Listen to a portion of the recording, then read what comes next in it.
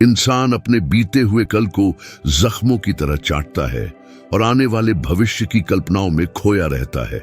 लेकिन इंसान अपने जीवन के उस सच्चाई के बिल्कुल विपरीत जाकर क्या इस असंभव जैसे चीज को संभव बना सकता है? मेरा मतलब है कि क्या हम कभी समय यात्रा कर सकते हैं? क्या हम अपने अतीत में जाने के लिए एक पोर्टल खोल सकते हैं? या फिर हम भविष्य में जाने का कोई शॉर्टकट बना सकते हैं? क्या हम कुदरत के नियमों का इस्तेमाल करके समय को नियंत्रण कर सकते हैं? एक जमाने में टाइम ट्रैवल की बात लोगों के लिए सनक मानी जाती थी, लेकिन अब इस बात के कोई मायने नहीं बचे। इसका कारण है ये इंसान। इनका नाम है स्टीफन हॉकिंग। हालांकि ये चल फिर नहीं सकते थे और बात भी कंप्यूटर के जरिए करते थे, लेकिन इनके आला दिमाग की उड़ान कमाल का था। अगर हमारे पास आज कोई टाइम मशीन मौजूद होते तो हम अतीत में जाकर ये देख सकते कि आखिर कैसे इस महान पिरामिड का निर्माण किया गया,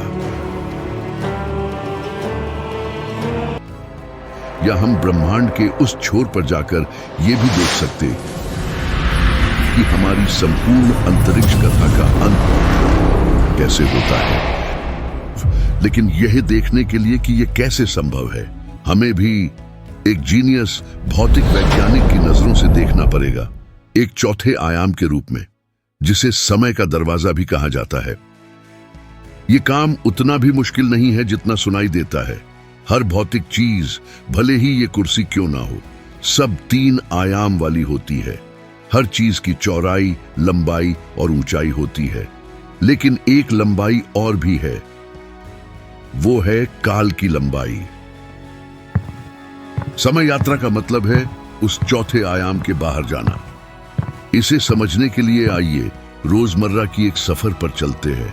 कल्पना करिए, अगर आप सीधे सड़क पर सफर करते हैं तो आप एक आयाम में सफर करते हैं। दाएं और बाएं जाने पर एक और आयाम जुड़ जाता है, लेकिन जब हम पहाड़ी सड़कों पर ऊपर या नीचे जाते हैं तो उसमें ऊंचाई भी जुड़ जाती है और फिर हमें तीसरा आयाम मिल जाता है। लेकिन पृथ्वी पर हम समय यात्रा कैसे कर सकते हैं? मतलब कि हम उस चौथे आयाम में जाने का रास्ता कैसे ढूंढे? भौतिकी वैज्ञानिकों को तलाश करने पर पता चला वो चीज तो पहले से ही मौजूद है, और इतना ही नहीं बल्कि हमने तो उसका नाम भी रखा है, वर्म होल।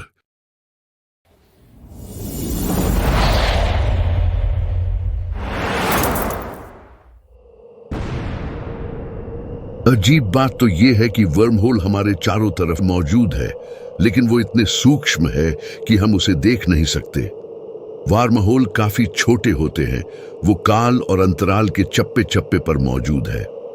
हो सकता है आपको ये बात जानकर अजीब लग रहा हो, लेकिन मैं आपको समझाता हूं। इस दुनिया में कोई भी चीज न तो समतल है न तो चिकनी।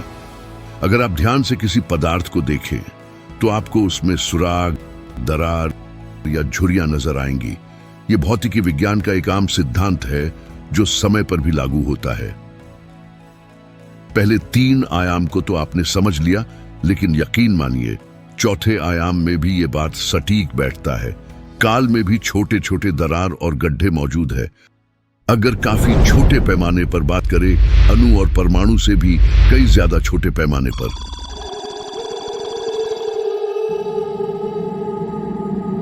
तो हमें वो देखने को मिलेगा जिसे कहते हैं क्वांटम थॉर्म। यही वो जगह है जहां वर्म होल मौजूद होते हैं। काल और अंतराल के आने जाने के ये रास्ते हमेशा बनते और नष्ट होते रहते हैं, और ये इस क्वांटम जगत में हमेशा मौजूद होते हैं।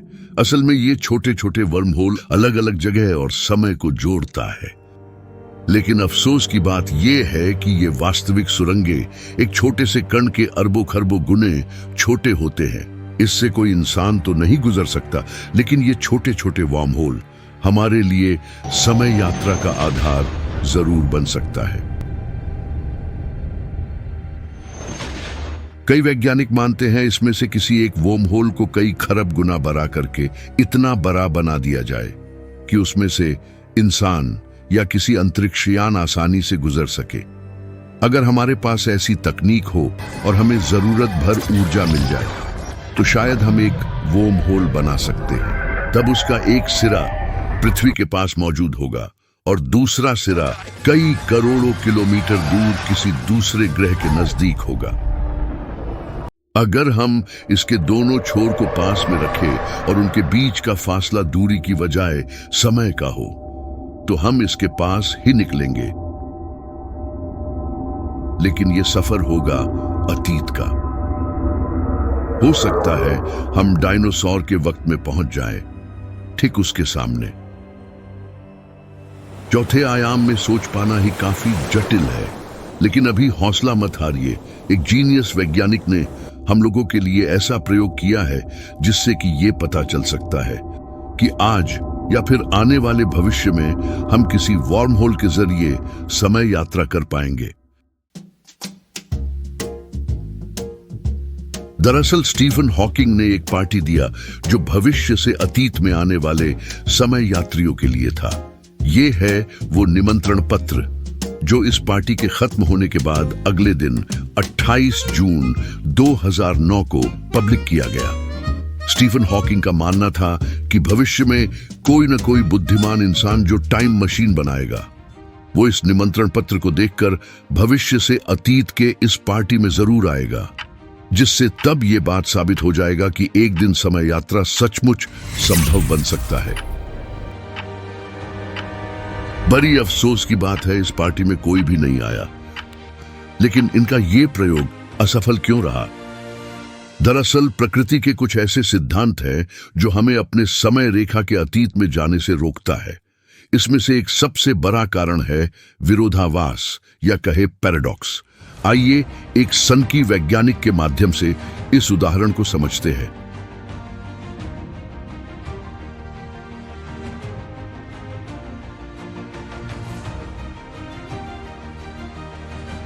जरा कल्पना करिए, एक व्यक्ति ने काल सुरंग में एक वर्म होल बना लिया है और वो अपने समय रेखा के सिर्फ 1 मिनट अतीत में जा सकता है।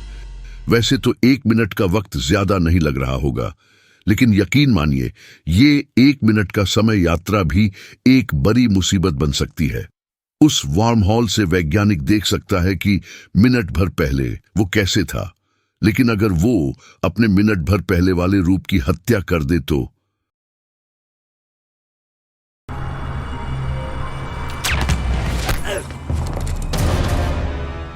अब उसकी मौत हो चुकी है।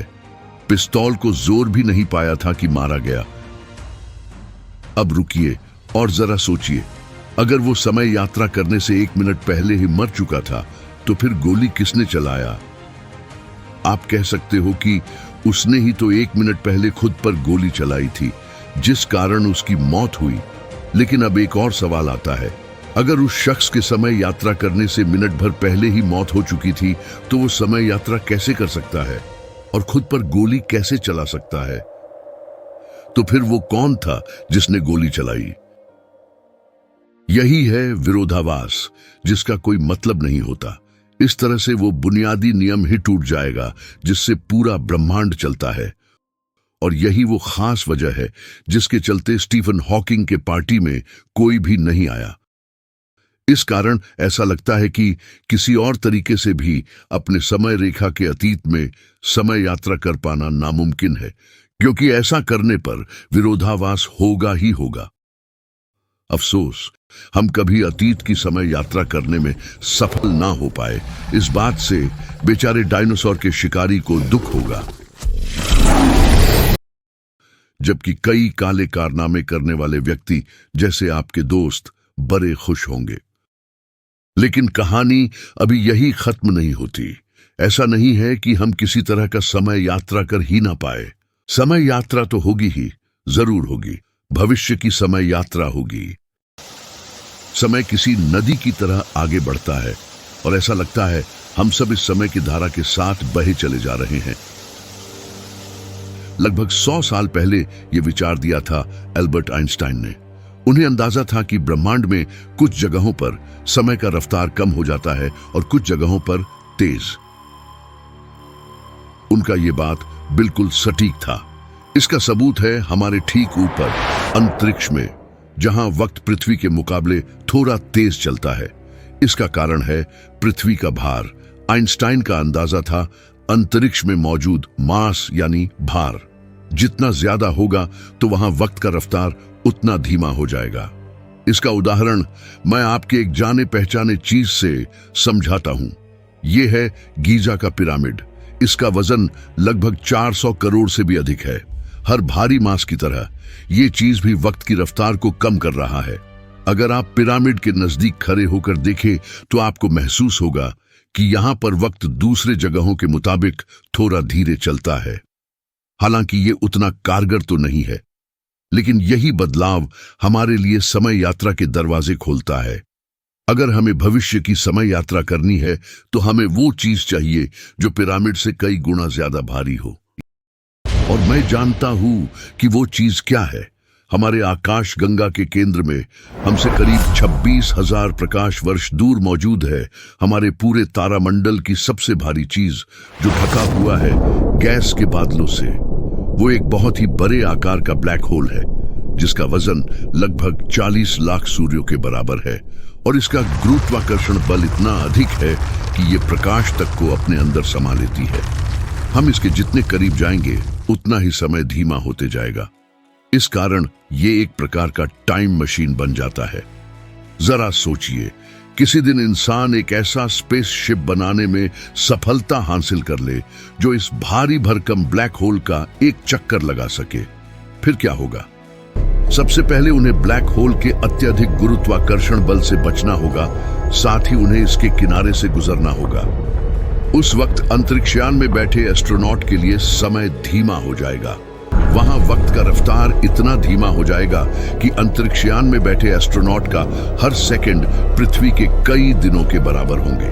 अगर एस्ट्रोनॉट बिना रुके लगातार 1 घंटे तक ब्लैक होल का चक्कर लगाते हैं तो पृथ्वी और उस अंतरिक्ष यात्री के बीच समय का अंतराल बेहद चौंकाने वाले होंगे। उस अंतरिक्ष यात्री का बिताया हुआ 1 घंटा पृथ्वी के लगभग 7 साल के बराबर होगा।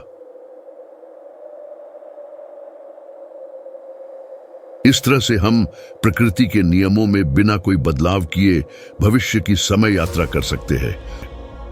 हमें यकीन है कि हमारा ये डॉक्यूमेंट्री आप लोगों को काफी ज्यादा पसंद आया होगा और ऐसे ही दिमाग में छेद कर देने वाली वीडियो के लिए साइंस पजल से अभी जुड़े। और अगर आपका किसी प्रकार का सजेशन हो तो कमेंट में जरूर बताएं।